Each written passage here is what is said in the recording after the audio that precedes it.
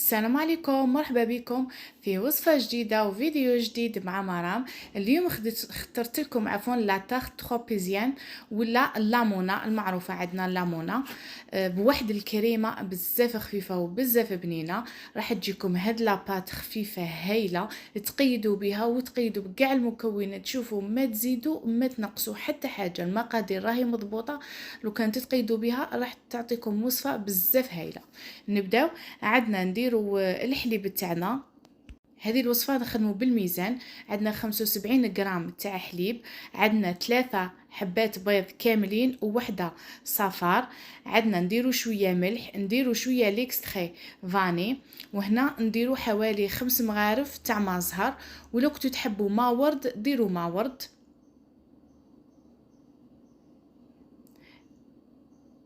ونديرو 90 غرام سكر عادي، ونديرو غرفة ملعقة كبيرة ونصف خميرة الخبز، نخلطهم كامل كيف كيف. ومن بعد نضيفو هذيك الفارينة دفعة واحدة. الفارينة هي 525 غرام. قلت لكم هذه الوصفة لازم بالميزان. نحطوها في البيتخان كما راكم تشوفوا، لازم تقعدوا تدلكوا فيها واحد 10 دقائق هكا كيما راكم تشوفوا.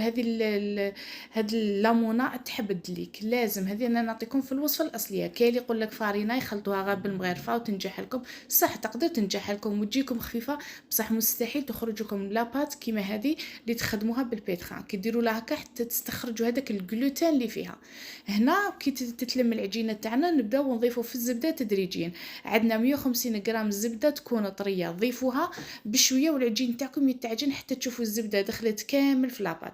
شوفوا لاباط كيف تحسوا هذا تلاصق، ما تقدروش كامل تخلطوشيوها. نورمال هي تجي هكا هذه الوصفه.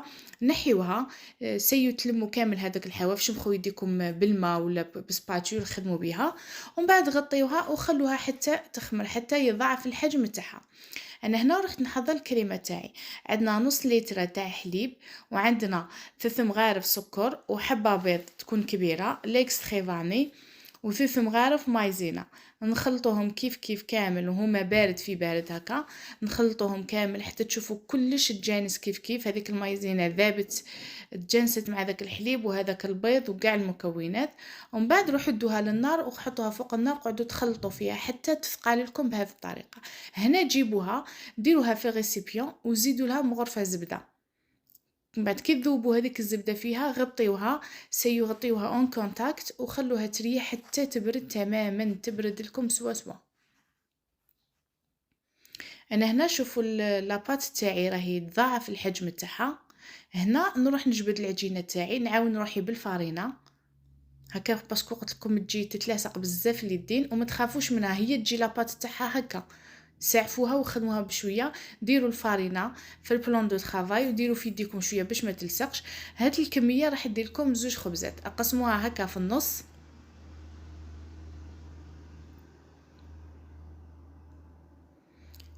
وشكلوها هكا ديبول وحطوها. ومن بعد شوفوا انا وحده طيبتها في السيرسو ووحده حطيتها هكاك في السنيوه، باش تشوفوا الريزولتا نتوما تختاروا الطريقه اللي تعجبكم. هذا السيرسو دهنته بالزبده وحطيت العجينه تاعي وعجنتها هكا وخليتها تخمر داخله.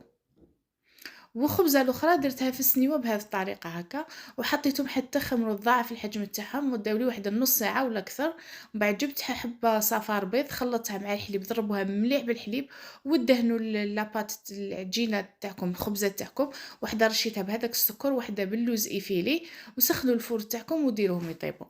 هنا راح نحضر الكريمه تاعي. هنا درت لا كريم شونتيي، درت كاس شونتيي وكاس ناقص حليب، طلعتهم مليح مليح حتى يثقل هذيك الشونتيي تاعنا تثقل. ونجيبوا هذيك لا كريم اللي كون طيبناها بعد ما تكون بردت راح تسيبوها شدت روحها. هنا عاودوا ضربوها بالباتور باش تعاود تطلق روحها مليح فيها. هنايا انا لا تخت تاع البريوش تاعي ماشي البريوش عفوا اللامونه تاعي راهي طيب، درت على 180 درجه. طيبوها من تحت ومن بعد تشعلوا لها من الفوق. نروحوا ندخلوا هذيك الشونتيي في لا كريم تاعنا اللي طيبناها. ندخلوا كامل هذيك لا شونتيي حتى تحصلوا على كريمه تكون ليس متجانسه.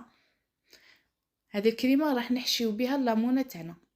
هذه الكريمه تجي بزاف بنينه. نتوما ديروا الذوق اللي حبيتو، تحبوا تزيدوا شوكولا تختيني، تحبوا ديروا غو بانان غو فخاز، واش حبيتو. شوفوا هاي لا تخت خوبيزيان تاعي، اللامونه تاعي بعد ما طابت، شوفوا ديموليتها من هذاك السيرسو. هنا تخلوها حتى تبرد تماما، ما تروحوش تخلطوا فيها وهي سخونه. ومن بعد روحوا قسموها هكا بالموس ماشي في المنتصف، طلعوا شويه على المنتصف وقسموها، فتحوا لاباط تاعكم. شوفوا من الداخل كيفاش تجي، قلت لكم تجي مهويه مثقبه، تجي خفيفه بالبزاف. شوفوا على هذه قلت لكم تقيدوا بهذه الوصفه راح تنجح لكم. هنا نروحوا نحشيوها بالكريمه تاعنا بهذه الطريقه، نديروها كامل من داخل هذيك الكريمه. قلت لكم الكريمه اختياريه، نتوما ديروا الذوق اللي تحبوه، تحبوا شوكولا بانان فاني، انا درتها فاني. نحطوا هذيك النصف الاخر تاع الليمونه. شوفوا الخبزه الثانيه ثاني كيفاش جات. ما نكذبش عليكم، انا في الطياب عجبتني الخبزه هذه خير من اللي درتها في السيرسو. ومن بعد رشوا عليها شويه سكر باش تزينوها من الفوق.